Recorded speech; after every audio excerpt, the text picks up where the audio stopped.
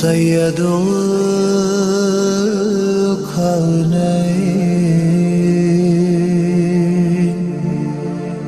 والثقلين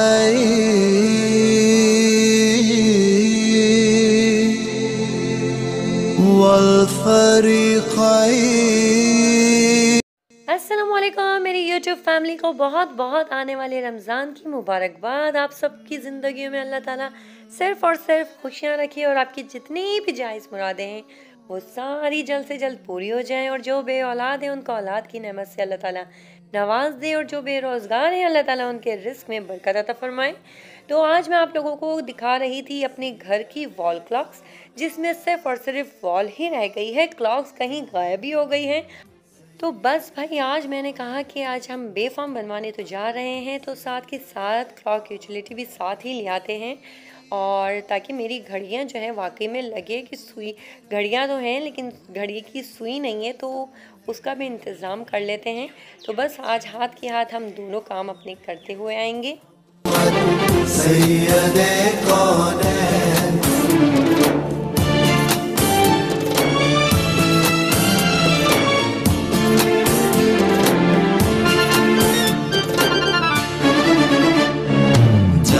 لدعوتي أشجار ساجدة تمشي إليه على ساق بلا قدم चले अशजार। और ये घड़ी की सुइयाँ हुइयाँ तो सारा एक बहाना था, मुझे तो असल में बैठ के जाना था बाइक पे, और मेरी हो जानी थी आज ईद। तो यहाँ पर हम जा रहे थे और मैंने कहा कि भाई हमेशा मैंने आप लोगों को हैदराबाद की इतनी गंदगी दिखा दी है कि मुझे देखने वाले शायद जो मेरे सब्सक्राइबर्स हैं वो समझते होंगे हैदराबाद तो भाई है ही ऐसा, तो ऐसा नहीं है। हैदराबाद माशाल्लाह से खूबसूरत भी बहुत है। तो मैंने सोचा ये आज आपको प्यारी सा जो रोड हमारा तैयार हुआ है उसकी भी सैर करवा दी जाए। और वैसे गाड़ी में जाती हूँ तो गाड़ी में इतनी अच्छी शूटिंग नहीं हो पाती जितना कि मैं बाइक पे जो है ना आसानी से शूट कर लेती हूँ हर एक चीज़ को। तो मुझे तो बड़ा ही कोई खूबसूरत ये सब कुछ लग रहा था। लेकिन हाँ, आज आते आते मेरे साथ एक ऐसा वाक़या हो गया कि जिसकी वजह से मेरा जो दिल और दिमाग है वो बिल्कुल ही ख़राब सा होके रह गया। असल में हुआ कुछ इस तरह के, कभी कभार हमें ऐसा लगता है कि सामने जो बाज़ाहिर दिख रहा होता है असल में भी उसकी ज़िंदगी वैसी ही है, तो ऐसा नहीं होता। मैं अगर दूसरों को नहीं कहूँगी, मैं अपनी ख़ुद की भी अगर आप लोगों को मिसाल दूँ, कभी आपको ऐसा लगता होगा, कुछ लोग हैं इंस्टाग्राम पे मुझे मैसेज करते हैं कि आपको क्या पता हमारी तकलीफ़ों के बारे में, आपको क्या मालूम हम लोग कितनी परेशान हैं, आप हमारी मदद नहीं कर रही, आप हमारे लिए कुछ भी नहीं कर रही। तो मैं आप लोगों को एक बात बता दूँ, जब हम किसी ऐसी कंडीशन में होते हैं जिस कंडीशन में हम बिल्कुल बेबस हो जाते हैं, तो हमें लोगों से उम्मीद लगाना शुरू कर देते हैं। और हम जब इंसान से उम्मीद लगाते हैं ना, तो हमें कुछ हासिल तो होता नहीं है, सिर्फ़ और सिर्फ मायूसी ही मिलती है। तो मैं सबसे पहले तो आप लोगों को ये कहूँगी कि सिर्फ़ और सिर्फ अगर उम्मीद लगानी है तो वो सिर्फ अल्लाह से लगाएं और किसी से ना लगाएं, क्योंकि बंदा जो है वो बहुत ही कोई खुद गर्ज होता है, वो आपके लिए कुछ नहीं कर सकता। और रही बात, हाँ ऐसा भी है कि अल्लाह ताला ने अपने नेक बंदों को भी दुनिया में छोड़ा हुआ है, जिसकी वजह से हमारी ये पूरी दुनिया चल रही है।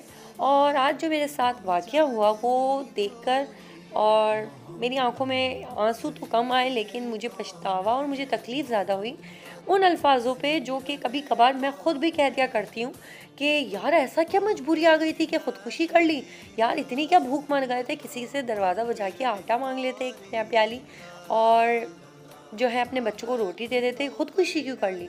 ये मेरे आपके हम सबके बल्कि माशरे में रहने वाले जो वेल सेटल्ड लोग हैं उन लोगों के ये अल्फाज होते हैं, आप माने या नहीं माने। मेरा ये मानना है कि अगर आपके अंदर कोई खामी है तो आप उसको तस्लीम किया करें।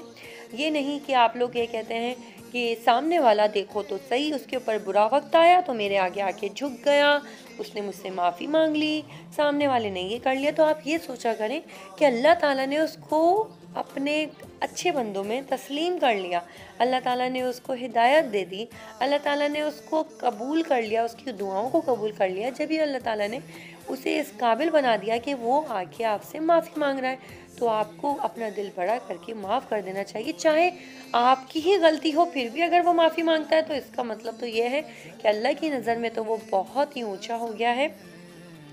तो यहाँ पर जो है हम आते हुए रज़ा असल में बच्चों के लिए जिंगर ले आए थे, और रज़ा ने कहा कि अब घर में जाके क्या बनाओगी, तो बस जाते हुए बच्चों के लिए बाहर से ही कुछ ले जाते हैं। तो मैं आपको बता रही थी कि एक हम लोग बच्चों के लिए कुछ ले रहे थे और एकदम से हमारे पास एक आदमी आया जो कि रज़ा से ज़्यादा अच्छे कपड़े पहना हुआ था, रज़ा से अच्छी ज़्यादा बाइक पे था, और वो पेशे से डॉक्टर था, फिजियो ये क्या क्या कहते हैं, ऑर्थोपैडिक कोई डॉक्टर होते हैं। तो वो डॉक्टर था, उसने अपना कार्ड दिखाया और उसने कहा कि मैं जो है बहुत मजबूर हूँ, मेरा बच्चा घर में भूख से रो रहा है, मेरे घर में खाने को कुछ भी नहीं है, आप प्लीज़ मेरी मदद कर दें। रज़ा ने एक टाइम के लिए उसको कहा कि सॉरी, लेकिन उसके बाद मैंने रज़ा को फ़ौरन रोक के और जो मुझसे हो सका वो मैंने दिया। लेकिन मुझे एकदम से ये शॉक्ड हुआ कि वो उस बंदे ने, और एकदम से जब हमने उसको पैसे दिए ना, उसने ना इधर देखा ना उधर देखा, फ़ौरन उसने जो बाइक स्टार्ट की, उससे मुझे महसूस हो गया कि वाकई में वो मजबूर था, जो वो बच्चे की खातिर उसने हाथ फैलाए। काफ़ी दफ़ा ऐसा होता है कि हम बाज़ाहिर लोगों को देख के जज कर लेते हैं और कहते हैं यार झूठ बोल रहा होगा, लेकिन मैं आज आप लोगों से एक बात कहना चाहती हूँ कि अगर आपके पास कोई आ जाता है मदद के लिए, अगर वो झूठ भी बोल रहा है ना, उस टाइम पे आप उसकी मदद कर दें। बाकी अल्लाह तो है ना, अल्लाह तो देख रहा है कि आपकी नीयत क्या थी। तो मुझे ये देख के बहुत ही ज़्यादा आज तकलीफ़ हुई कि जब हमारे इतने अच्छे दिखने वाले इंसान के साथ ऐसा हो रहा है, तो गरीब आवाम किस हाल में होगी, तो अल्लाह ही मालिक है उनका। और माशाल्लाह से हवा देखें, बस मुझे इस बात का डर है कि कहीं ऐसा ना हो कि पर्दे ही फट जाए क्योंकि हवा माशाल्लाह माशाल्लाह बहुत प्यारी ठंडी हवा आ रही है, इस वजह से दिल नहीं चाह रहा कि दरवाज़ा बंद करूं। और बस, और बच्चों के यहाँ पर केक बन रहा है ब्रेकफास्ट का। रात हो गई है, बच्चे सोने नहीं जा रहे। ये बात ही मेरी चाय, ये देखिए मेरी चाय, क्योंकि मैं और रज़ा रात के टाइम हाफ हाफ चाय पीते हैं, तो आधी चाय रज़ा ने पी ली है और आधी अब मैं पीऊँगी, हमारी आदत है। इबाद बेटा आके सो जाओ, इबाद इबाद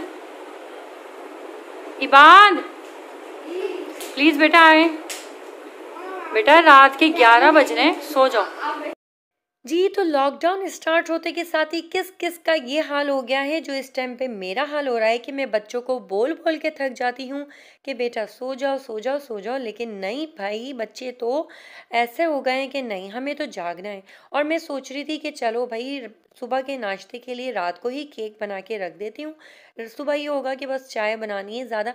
असल में गर्मियाँ स्टार्ट हो गई है ना, तो सुबह उठते के साथ ही दिल ही नहीं चाहता कि किचन में ज़्यादा कोई काम करना पड़े। रात को तो मेरे घर में ऐसी ठंडी हवाएं आ रही होती हैं कि बस मुझसे जितना काम करवाना है वो रात में करवा लो। तो यहाँ पर मैं केक बना रही थी, लेकिन मुझे पता ही नहीं था कि ये दोनों बच्चे जो थे ना, इन चक्करों में थे कि ये केक जैसे ही रेडी हो हम अभी ही इसको खा के चट कर दें, और मम्मा जो है ना सुबह नाश्ते में वही पराठे बना के हमें खिलाए।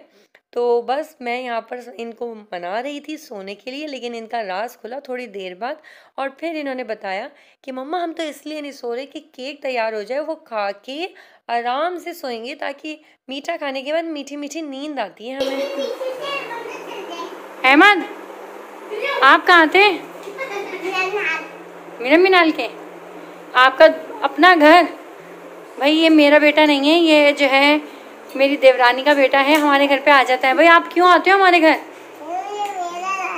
ये आपका घर नहीं है, आप सारा दिन तो वहाँ रहते हो, सामने रहते हो। हाँ आप हमारे घर पे रहते ही नहीं हो, नहीं रहते आप जाओ अपने घर ही जाओ।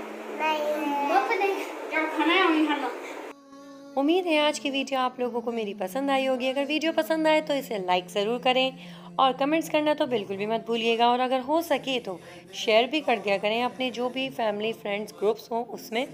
तो मिलती हूँ अपनी नेक्स्ट वीडियो में, तब तक के लिए अपना खास ख्याल रखिएगा, मुझे अपनी दुआओं में याद रखिएगा, आप लोग मेरी दुआओं में रहते ही हैं। अल्लाह हाफ़िज़।